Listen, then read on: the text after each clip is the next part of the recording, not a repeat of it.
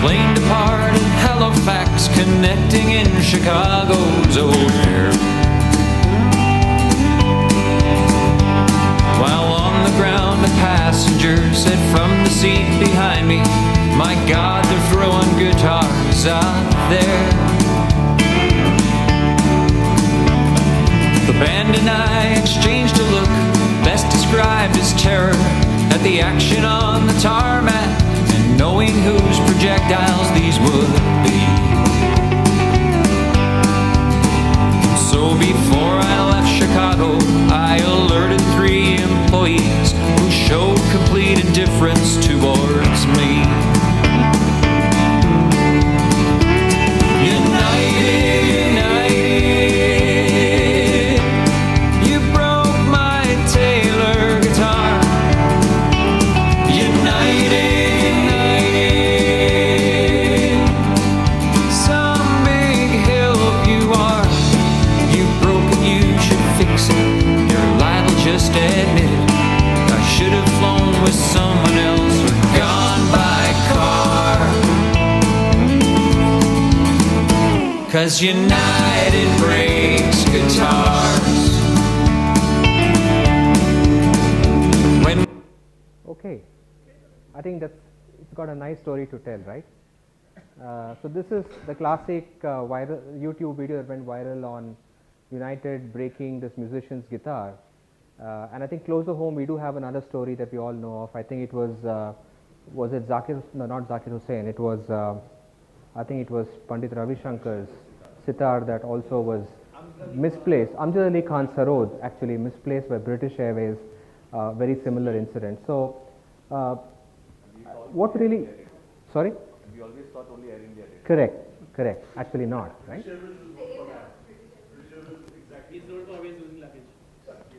So I think this happens to most of us in different ways, maybe in different intensity.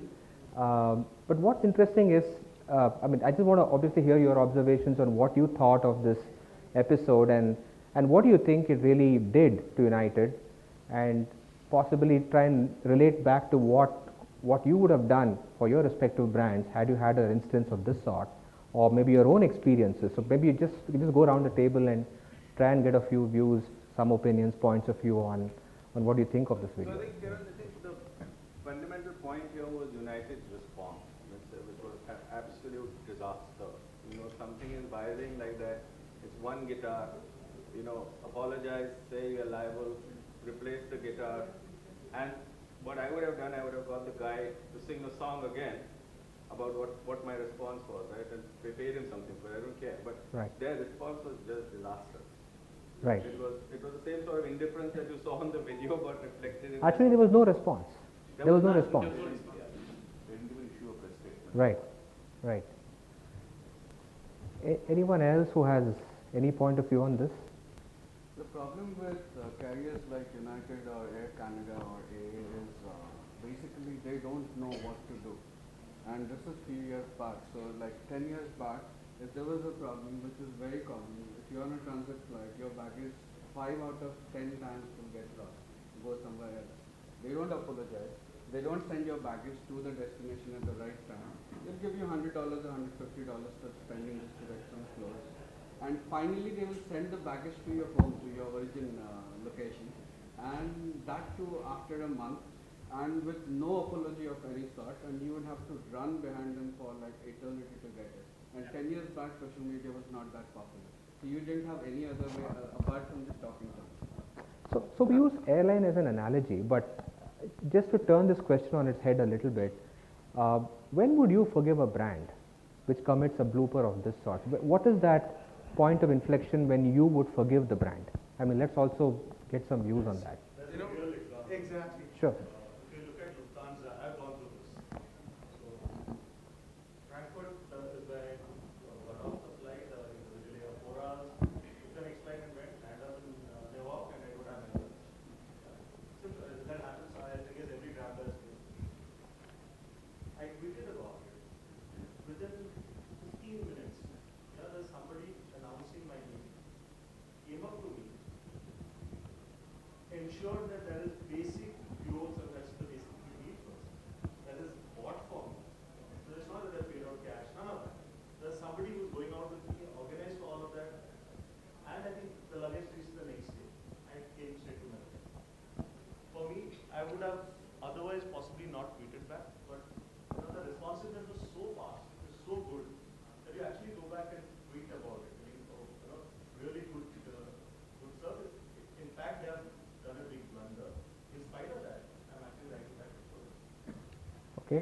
have very good examples within the country as well. You know, Jet Airways does a phenomenal job in this. I mean, one of the first things that they would do is any sort of tweet of, you know, this thing. I mean, it could be from any department. Whilst losing a baggage, I mean, somebody did not behave with me properly. Somebody just frowned at me, or whatever maybe.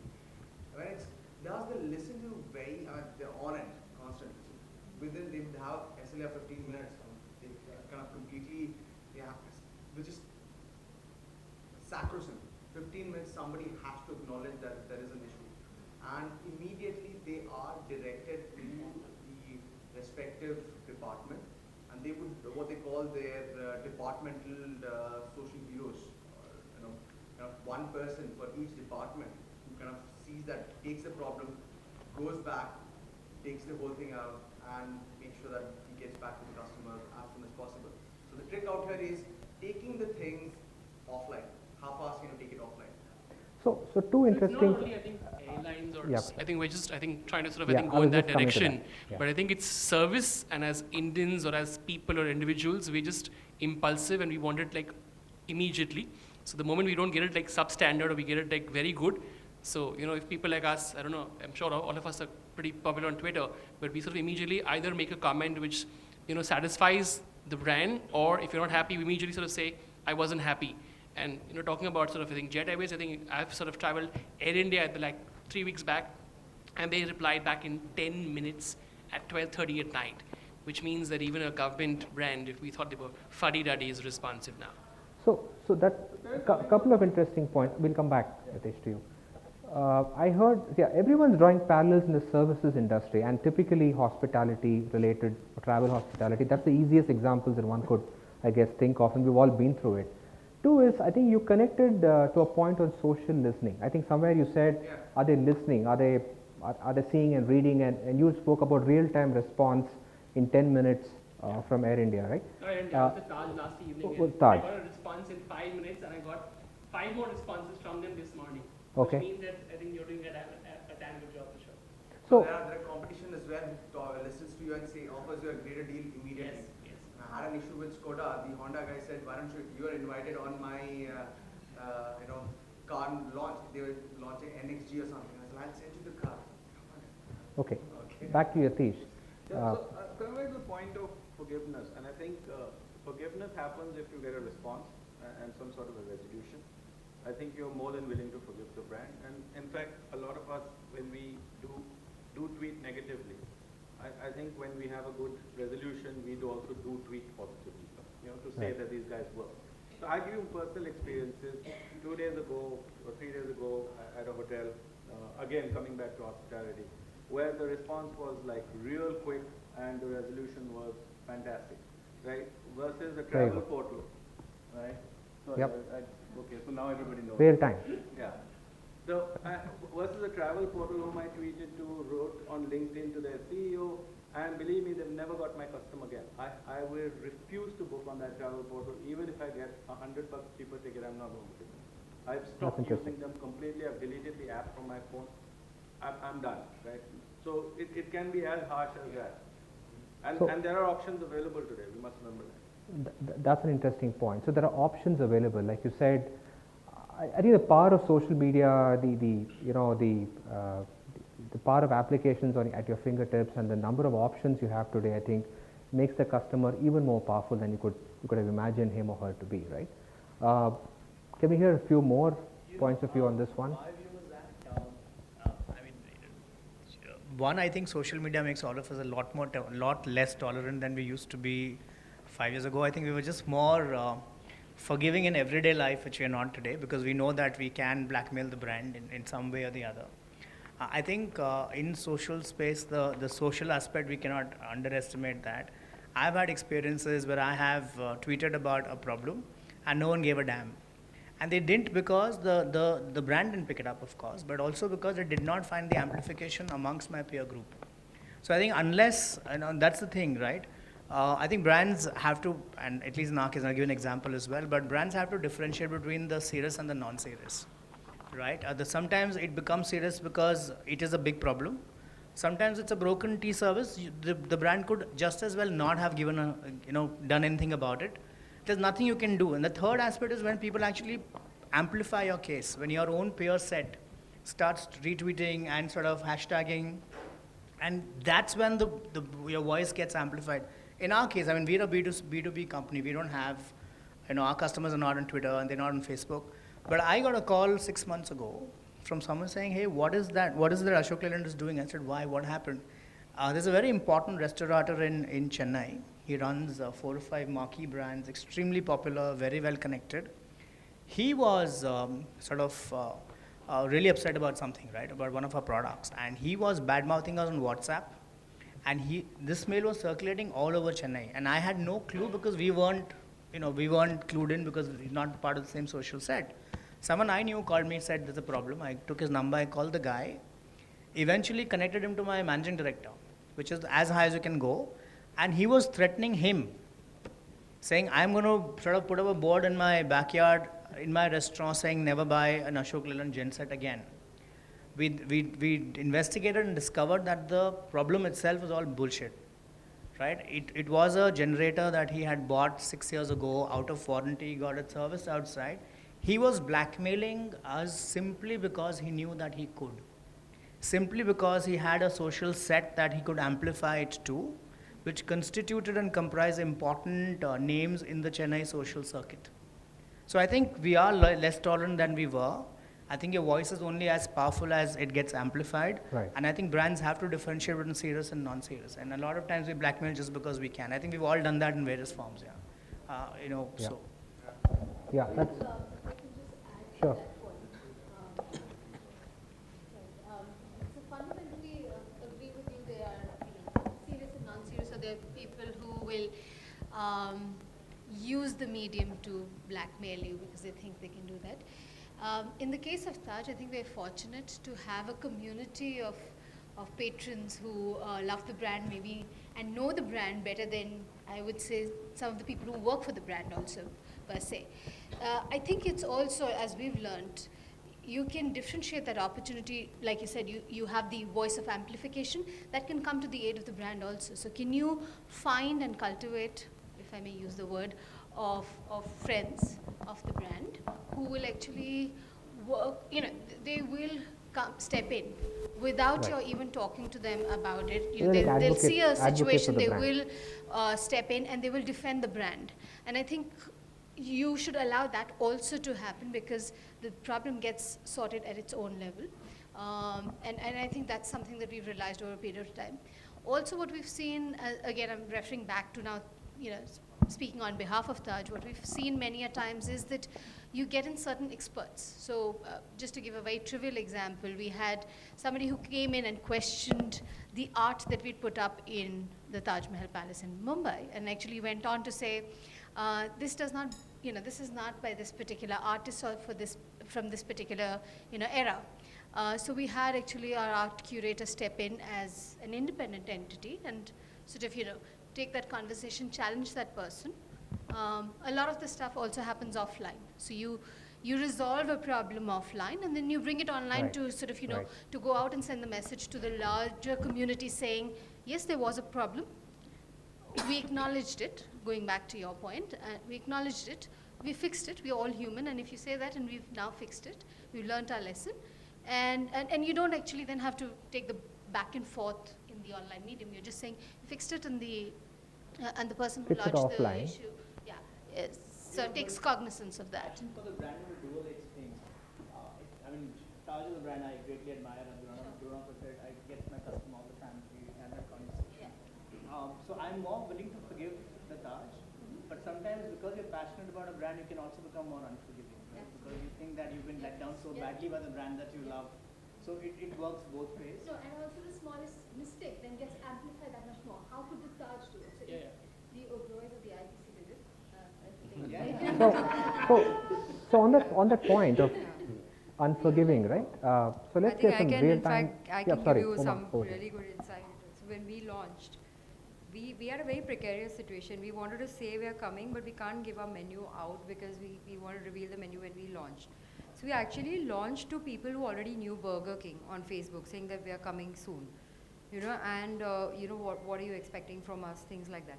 And there was like this huge uproar on Facebook saying beef, and give us the beef whopper, and we were overwhelmed by that, right? And we were really worried, saying that, oh God, we are screwed. We are not launching the beef whopper, and here we have some 1 lakh people going beef whopper. There's a petition launch saying, Burger King, please launch the beef whopper. So what happened is very similar to, what you said.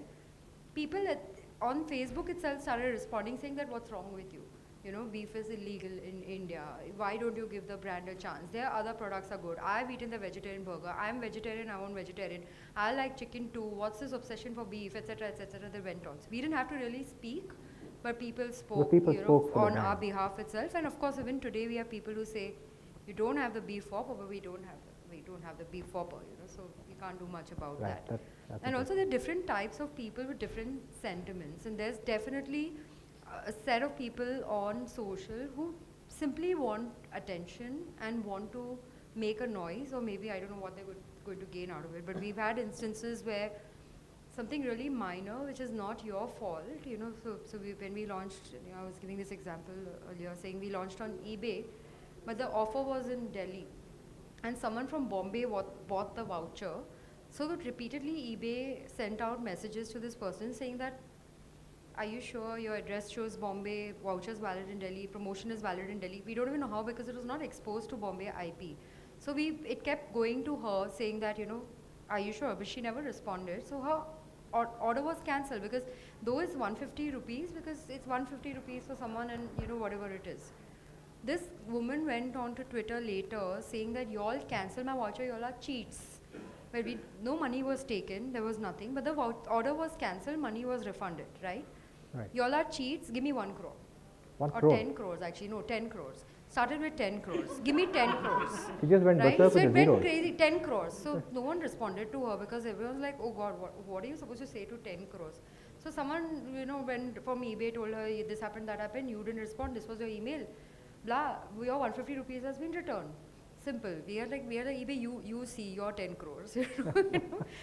Obviously. They're like, your burger, your 10 crores. So all this is going on. We don't know what to do with this woman, because she's just going on, and she's gathered this bunch of people who have now started with her, like some contest site is going and ranting about how contests are unfair, and there was no contest, there was nothing here.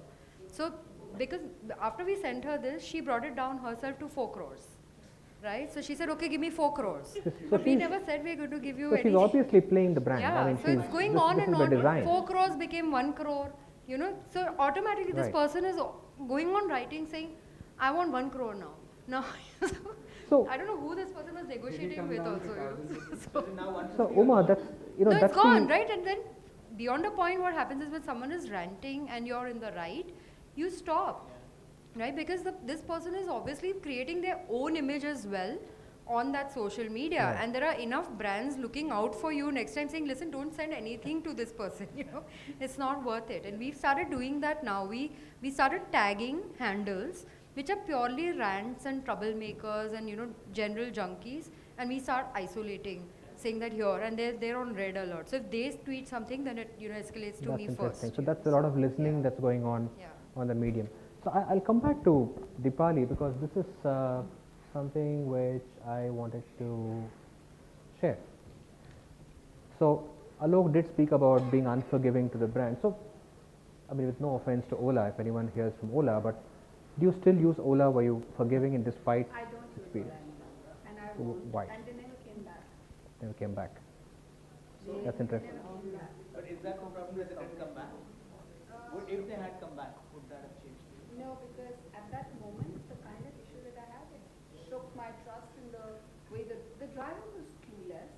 I told him, I said, why don't you take me to the place that I'm going, and I will pay you nevertheless. And I was with my son, who was creating his own furor about, why don't we have the driver today, and why you chose to put me in an AC cab today, okay? So we never came back. I finally told the driver, I said, so the driver said, I will not call up the company. You have to call up the company. My husband's app is where we had booked the thing from. So when I called up and they said, who are you? You're not Mr. Nair. I said, I'm Mrs. Nair, and I'm using the cab. So there was a big confusion. Much later, we were superbly delayed. After 30 minutes it got started, and that's when we reached the destination. And that's the solution that I was first suggesting is what takes. Okay. With a whole lot of complication. So, So my, not like me here, I will use the Meru and the Uber, I've had good experiences with them. It's because I have a, like you said, I have an alternative too. that's right. So, Yatish, you made a very, very quick comment in between about e-commerce companies, where do they respond?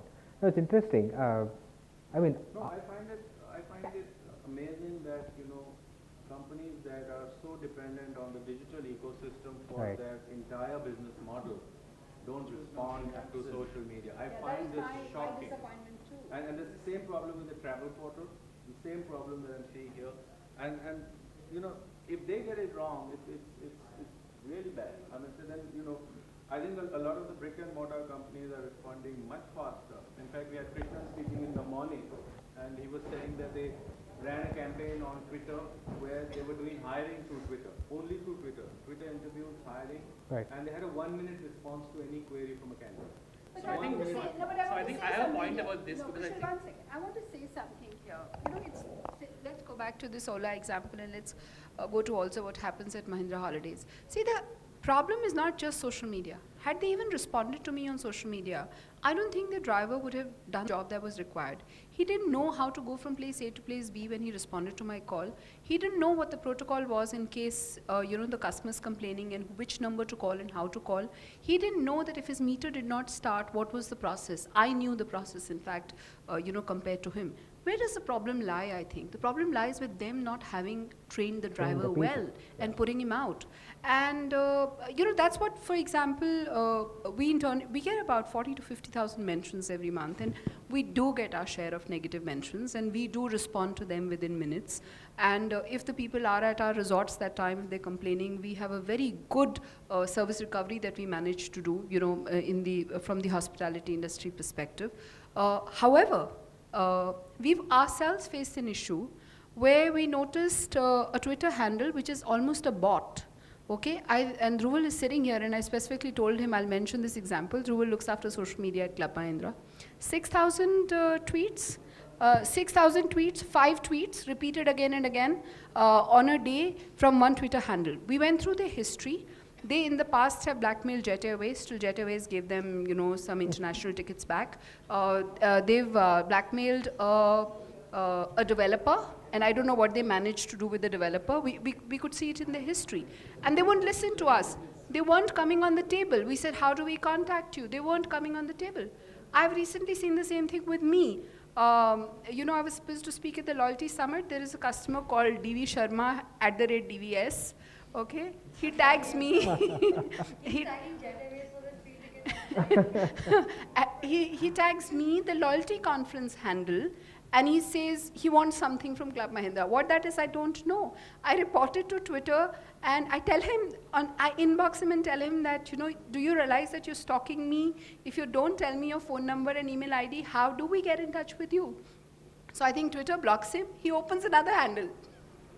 With the same photograph though, okay, and repeats the whole thing, okay. So you have all the kinds. However, there are a few customers who are genuine, I think, who've genuinely probably been grieved by a lapse in your systems, and I think those are the ones where empathy works. What also works is if on the social media you get back to them very quickly, because that's an expectation. I think I'm very impatient when I report this on Ola Cabs, and I'm expecting them to respond in 15 minutes. Did they? They didn't respond, I think, at all on social media. Yeah. So that's the issue. Now, worse is this. I was at Mandarin at Singapore once. I was staying there. I forgot the password for my Wi-Fi. That's my fault, actually. But I asked for help on Twitter, and I said, look, I'm staying with the hotel, and I have forgotten my password, and the only way out for me is the Twitter just now that I have, and I need whatever, you know, some better Wi-Fi frequency, etc., or I'm using my card. Can you help me out? They followed me, inboxed me 3 transactions, and they sent me the password on Twitter. Okay, so that's, which was fantastic for me also. So, you know, it's both, yeah, so that's both ways. Yeah. I'd like to add something to this. Sure. Listening to all you learned people, I see an opportunity here. This is Karthik, by the way. I'm a marketing student. See, there is an opportunity for companies here, I see. Because when there is negative being said about you on social media or any media for that matter, there are essentially more eyeballs than the positives. if you can seize that opportunity and present yourself as a good guys in the eyes of the public, you can drive a lot of branding mileage out of that. So I guess a lot of big brands are missing out on this. So find an opportunity in the problem. Certainly, So certainly. If they're not being arrogant about it, just simply accepting the mistake and just resting the metals there, they can drive a lot of branding mileage out of it. It's a good point. I think it's all about Very good brands point, trying to actually. deny, defend, or deflect. I mean, these are the three things I think brands should avoid doing on social, because it's a sure cause of downfall if you attempt any of these. And probably honesty is the best way out here, right? Just an Or a- extension to what these guys suggested. One of the things which I can sort of say is that, and Nitish as well, most of the e-commerce companies in India, or even the service e-commerce, are having their social done internally in the ecosystem. They have a mandate, therefore, from their CEOs and some stuff, don't do it. When it gets outsourced to a professional digital social agency, they are on the ball. Which means, therefore, Jet Airways, when they hire someone really efficient, they're doing it by the fly, by 24/7, so the cars, whatever. So I think perhaps a calling card is that do not, for any reasons, do it internally, because you're sort of really completely screwing it up. I think more than that, what is important is being. The mandate Yeah. remains the same, Kushal, won't it? Whether If- it's insourced or outsourced.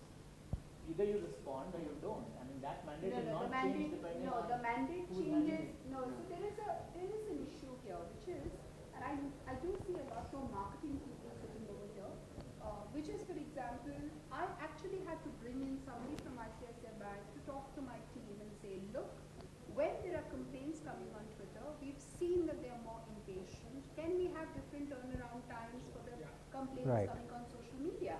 Now, that was not one of the acceptable things, which means a change in the process internally in the company with a different team and a different team head. It may mean resourcing cost issues very, very differently. You know, we still get into that struggle, and you know, Dhruv is sitting here and he's the one who faces this, because we still don't have overnight non-resort related complaints. We cannot solve them overnight because Right. my There's no one monitoring the it, I guess. reservation team is available only till 6 p.m. So when you're at the resort, you have a problem, we solve it for you overnight. But you know, if it's a complaint related to payments and things like those, we can't, right? Right. This means a complete change in the company's Thinking and cost processes, structures, yeah. you know, not just processes, even if there is willingness. So those are the kind of issues that you run into sometimes when you're talking about management. I think more than that, it's the fundamental principle of serving your customers right and being honest and being having the right commitment to the services that you have promised to your customers. And for that, it's not important whether you have a team in-house or you outsource or you have a dedicated team or you let your customer support, your product, your sales guys, your entire team to respond, like some companies have done in the past and are very successful. And coming back to both of your points, actually there are two types of customers. One type of customer which is a genuine customer who has a problem that needs to be resolved, and the other type who always try to defraud the system and want to extract their pie by blackmailing. Blackmailing will never work on social media, at least if you're honest and if you're trying to resolve and you're consistent in your communication. You can just start answering, you have to resolve each and every issue, whether it's a fraudulent person or a good person or an unknown person, and be honest to what you're promising to them. And your customers and his friends basically will figure out, and the opinion leaders and influencers and your advocates basically will start talking about your brand and the particular issue, and 50% of the issue will be resolved by them rather than by you, but you will have to be proactive at all times. I had faced a similar issue. We used to run a gaming company called Party Gaming, and it had a product called Party Poker, the largest poker room in the world, and we had a bunch of 40 customers from the Bay Area, SF, who were defrauding the system, and they basically went social, and 3 of them started blackmailing us, the entire company, on a particular forum. It was not Twitter or Facebook, it was much before these guys were popular. And we stand to lose a lot if we are not honest and we're not transparent over there. So we started being transparent with the forum owners. Like you said, Twitter blocks those handles. Forum owners also are honest and they want to help you out. Plus all the opinion leaders in that particular forum. And basically they helped us. We thought there were only 3 guys. They helped us in figuring out that it was a bunch of 40 customers. And as an operator, we also shared the same information with other operators in the industry, and all of these accounts were blacklisted and they were blocked. But I mean, it's different in the gaming world. If you understand how casinos work, once somebody is blocked, he's blocked. You're never allowed back again unless you want to get hurt. But online world, it's the same. If you're blocked because your card is blocked, there's lot many identifications that you can procure internationally rather than what we get here. But then the whole concept comes back to, again, like, you have to be honest. You have to treat everybody equally. And the system, the ecosystem helps you in basically resolving these issues. So there's That's a, very yeah. interesting point to this. Sure, and then we'll give the mic to you after this. It's a classic case of how your competition also can actually exploit what people are tweeting Right. about you in a very effective manner. Right? So T-Mobile used to do this to AT&T all the time because AT&T would not respond on Twitter, and even if they responded, it was a standard response that we'll get back to you. Right. You know, bot responses essentially. And then T-Mobile got onto this, and you know, anybody tweeting about AT&T negatively, they say, hey, this is your problem, we've got this plan for you. And you know, boom. And they would at times tweet back faster than AT&T's bot response. Right. Right? It was incredible. And and the guy said, you know, but I don't know you, blah, blah, blah, blah, blah. We're a small company, and they said, that's why we can customize. You know, so that's the tweet that comes back. And I said, if you want, you know, we'll get our CEO to tweet to you. And the CEO would tweet. So they were just jumping onto AT&T's case on Twitter like this. It was phenomenally smart thinking. That you are not even listening to what people are saying about you, you're listening to what the competition is saying, and immediately you're tweeting back, and they were managing to pull AT&T's customers away like crazy. That's interesting. And Be- also, for example, on Diwali's tweet, had Uber tweeted her that, you know, tell us where you are, we'll send you a cab. There was a phenomenal response. So I have a question to ask. Probably we'll hear you out and then I'll pose a question. No, you made this comment on, I mean, kind of alluding to the fact that are large brands insensitive compared to smaller brands who want to be more nimble, who want to be, you know, more responsive and, you know, and be perceived positively. Is there a correlation between very large I'm brands? doing this tweet, for example, Yeah. right? You can write anything in the world Right. on Vodafone and Right. you will This is get the, this. yeah. You can write So- that, you know, the Vodafone guy came and he tried to strangle me and you'll get this too. That's the bot response, right? This is the fellow? So it's an amazing response. But again, just tying it back to underlying technologies available today on getting a single view of your customer, active social listening. I mean, any of you here have been deploying some of these kinds of? I have a point of view, and I don't know whether we will hold out on this or not. But I think at Club Mahindra we still segregate our all listener mentions manually, which means human beings are trained to look at them, and this should ideally not happen at our end. Right. We might still have a standard line, but we won't end up sending it to this kind of a thing. And I know that many times we've been approached by technology companies who talk about the software that we listen and learn.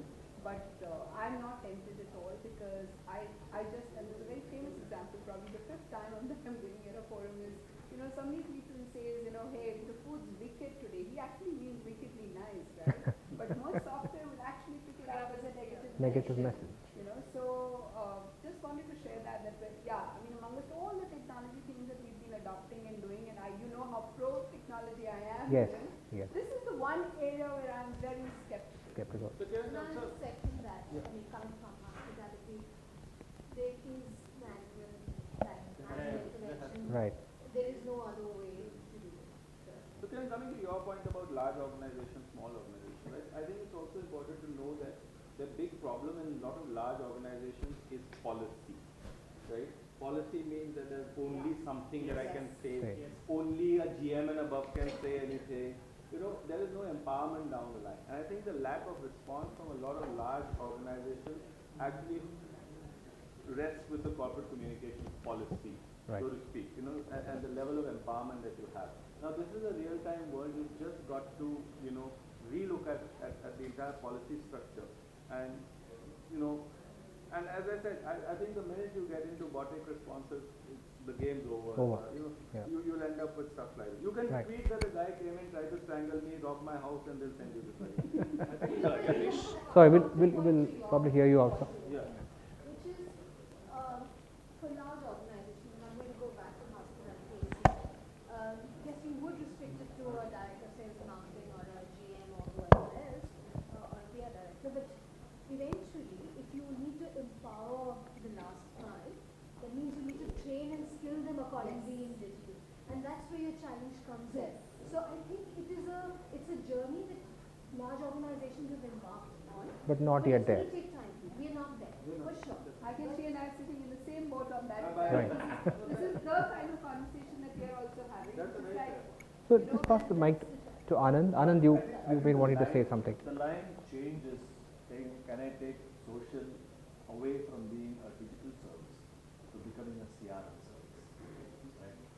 The objective is saying, I represent the brand on social media, and anything that is tweeted about in B2B, I address. So one interesting thing, I think picking up a lot of threads that happened about 5 minutes ago is there's a client with whom we were trying to talk to setting up, managing the CRM on the Twitter thing, and they approved all of it, but I went back with a proposal that said, listen, this needs to be a 24/7 service, right? It went all the way to signature, and then I got stalled. I was asked to go meet the CEO. The CEO said, please let me know why I should shut this. Why should run this at 24/7? Why can't we respond to them next morning 9 o'clock? I said, then don't get on the Twitter, because nobody shuts down on Twitter.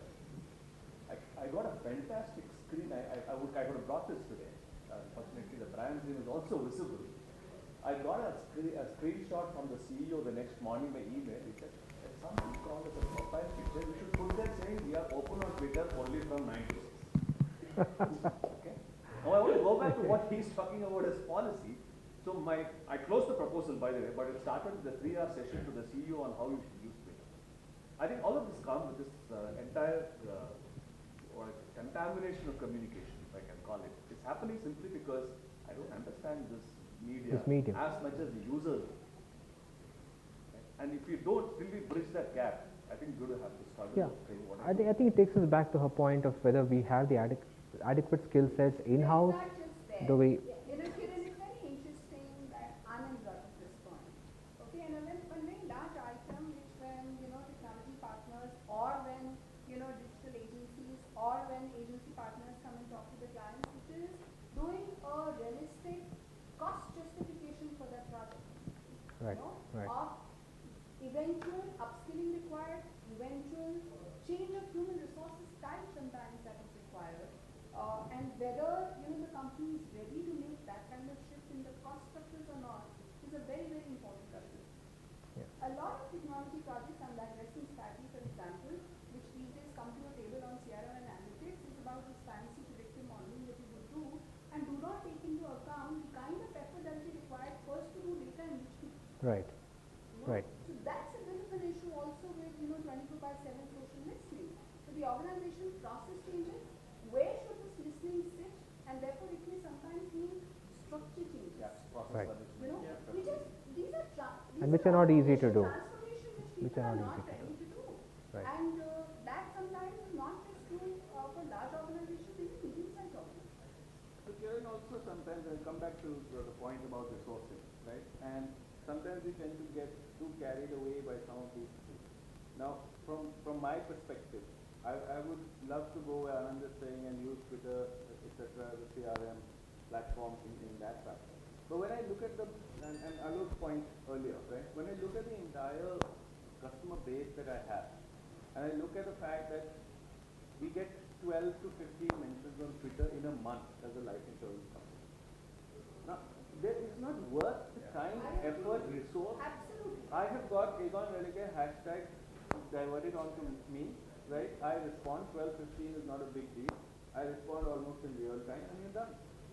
Why would I go through the pain and at the sake of 12, 15 So I think there's a strong linkage to domain, to industry, media. So I used to work for L&T Financial Services earlier. I managed the whole IPO marketing. During the IPO, we got into months of social listening, before, during, after. then- We felt that it was critical for us to even get those 12 to 15 mentions in and manage those. Because there could be some real big influence. Yeah, there'll be, investors or journalists talking about it. Right. got in those 2 months, we actually did a pilot with that agency and said, can you just check, is L&T or L&T Insurance or Any mentions? spoken about? Yeah, hardly any mentions. Then why get into the scheme of social listening? It may be also event driven, so just do it for the period and get out. Right. It's more tactical sometimes. So, one of our brands is a telecom brand, and we have about close to about 2,000 mentions sometimes on a day, and sometimes even 10,000.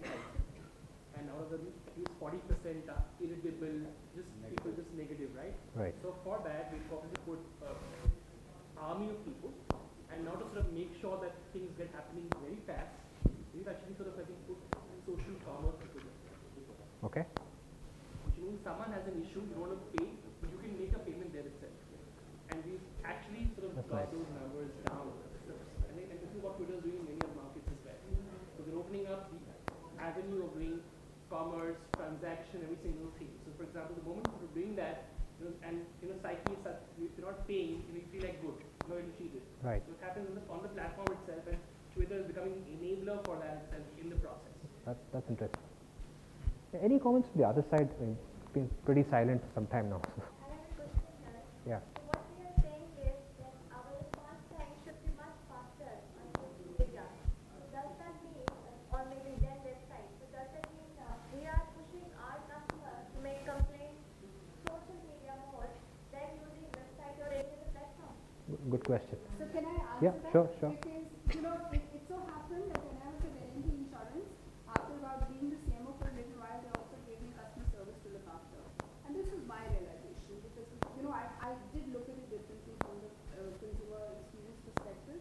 But and we had to change our script. So people who used to call on the phone, and let me give you a simple example which you tried. He said, my policy hasn't reached me. And you said, sir, we will get back to you in 2 days' time. And you will definitely get your policy if we find, once we find it, you'll definitely get your policy in 4 days' time. When they called on the phone and you gave them the statement, they were completely all right with it. Okay? But by the fact that there are certain different kinds of people who've gotten onto email, maybe they're more educated, maybe they are savvier, maybe they're used to different kind of servicing levels from the brands that they interact in or the world that they live in. The same set of people, not an example from social media, but the same set of people when they emailed, they wanted it next day. Because they said, I want a soft copy and I want it next day. I'm not going to wait for 4 days. So does it give them a very false sense of power on social media versus say tele or any other engine, because they want people to listen and watch and see what's happening? They have the power. Social media is an extension of the CRM services. Very right question you put up. Most companies think about this. Shouldn't we encourage our customers to raise a ticket so that we can solve it properly? Right. In the 5 days we think we should solve it, but rather they go on to Twitter and we have to solve it in 5 hours. Yeah. Yeah. So very important question. I mean, there's no right answer to this. Probably there would always be customers who would post on social media, and they would expect you to resolve their problems on social media itself, and much faster than what you would have done in a normal Because view post we of change our own frameworks. Exactly. Imagine if you were to not look at social media as a platform, but you were to look at customers who come to social media from another country, right? You sometimes change your policies when you go to a different geography, because that geography is just used to different kind of service levels. So these are a different segment of customers. For whatever it is worth, they've gotten used to different kinds of servicing levels, which may be 24/7, always on, better service, etc. from a whole host of category of brands, and not Also just the your media. competition. So they will expect that. This is an expectation So- level. I wouldn't call it power in their hands, but I just think that So we'll just bridge to Uma. Uma, I have a It's immediate for everything. It's not just immediate for customer response. It's immediate for everything. That's how Twitter operates. It's immediate for everything. You put something on Facebook, you get likes immediately. It's not like you get likes after 1 week, right? It's immediate. So it is immediate, and therefore they expect it immediately. you also So buy I- immediately. right, and I want to bridge it back to Uma for a minute. It's all out in the open. Customers know that you are resolving issues on a real-time basis. It's good for the brand. So let me ask this one question here. So Uma, for a brand like yours, an international brand, when you transcend boundaries in countries, do service expectations, experiences of this brand in other countries influence, Indians, and do they expect the same levels here? Would that kind of catapult into something, on social media? So. Service levels are existing in countries like ours, and they don't exist in the Western world. So in that sense, actually, you will always be doing better. Okay. Billing speeds are higher, your speed of service is higher than actually it is, because most of the QSR traffic in the US is drive-through. There is no dine-in experience that anybody expects. Right. So, but what they expect is similarity in quality, standards, unified positioning in terms of what you say in pricing, etc. Those things, yes, but it's not like you serve the international menu. You serve a menu which is Localized created India. after studying preferences here, and people do appreciate that. There will be a traveling set of audience who wants to take it, and there will be an offering which you will, sustain over different markets as well. So that's Right. true. I mean, just to sort of carry that point further, service levels in India are actually far ahead of what's available in the US. And look at an airline like Jet, a 40-minute flight, a full meal service. It's unheard of anywhere in the US. Right. They don't even know it exists, right? I mean, they used to treat things like dirt. So I think service levels are by far much better here. But having said that, sometimes I think we tend to overblame the sort of Twitter thing as well. I mean, the truth is, your Twitter complaint is as potent as till the time it stays there. Every minute there are some millions of tweets coming out. And I go back to the earlier point, if you don't find the amplification and people sort of retweeting and sort of reposting on your behalf, it's going to die in that deluge of the millions of tweets that you follow yours. So it's just one voice out there. The brand can choose to take it seriously or not. Right. A lot of that responsibility actually on the brand, and to your point about two kinds of customers, a third as well. So there's a serious problem, something is broken. There is a problem when someone's trying to defraud, and third is I just want to be treated well. I mean, around this table there are a lot of people who will have a sense of entitlement which they have earned by having worked as hard as they have risen through the ranks. Sometimes you just want the brand to treat you right. Correct. And there are moments of customer service failing when it's just too little too late. So I have a complaint in a hotel, I complain they give me a spa voucher.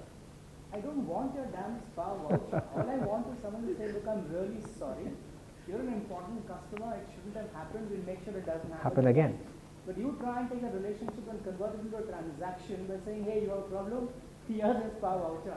And that's when it actually gets broken. You will never go back because, I'm never going to go back to the Grand Hyatt ever again. Because I have a problem. Okay. The point is not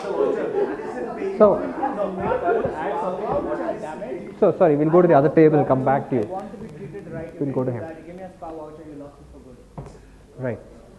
Back to you. I thought about it, there are like 24 people now from this room going and asking. The spa voucher. If that's what it was, So just cut to the chase and say, give me my spa voucher. I've got more followers than him, so I should get two spa. No, but that's, I think See, that's where blackmail comes international brands use the Well, that's cloud the score. point here on Twitter, isn't it? We had an experience with Dell. This was Christmas is 2013. We just bought a laptop for my son, and it broke down 2 days before Christmas. This was a Christmas weekend, and this was 2 days after we bought the laptop and brought it home. And I think Dell was having Christmas.